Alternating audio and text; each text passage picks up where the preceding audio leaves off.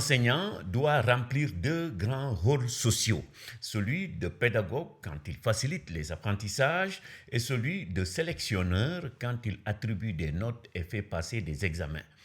À chacun de ces rôles sociaux correspond un type d'évaluation, expliquent Françoise Reynald et Alain Régnier.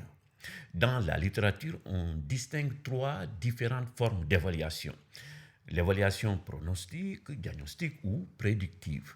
Elle consiste à proposer des activités dans le but d'explorer, voire d'identifier certaines caractéristiques chez l'apprenant.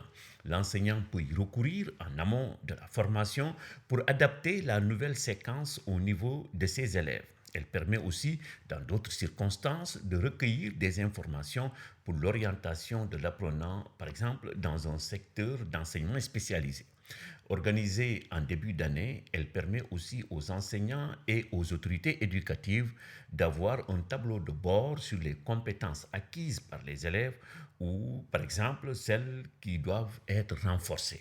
L'évaluation formative. Il faut préciser d'emblée que sa visée est pédagogique. Elle est intégrée à l'acte d'enseignement. Selon Charles Hadji, son objectif est de contribuer à l'amélioration de l'apprentissage en cours en informant l'enseignant sur les conditions dans lesquelles il se déroule et l'apprenant sur son propre parcours, sur ses réussites et ses difficultés.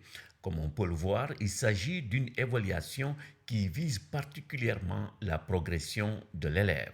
Mais l'enseignant peut lui aussi utiliser ces informations pour s'ajuster. Cela dit, pour qu'une évaluation formative réussisse, la collaboration enseignant-apprenant doit être réelle. C'est justement dans cette optique que Linda Halal recommande à l'enseignant d'impliquer les élèves par l'utilisation d'outils d'auto-évaluation, par des échanges entre pairs, par un dialogue co-évaluatif avec les apprenants. Enfin, l'évaluation dite sommative. Il s'agit ici de faire le bilan des compétences et des connaissances acquises par les élèves, soit à la fin d'une séquence, après un trimestre, un semestre ou après un cycle. Les contrôles continus, les compositions, l'entrée en sixième, le BFM, le bac sont donc à classer dans la catégorie évaluation sommative.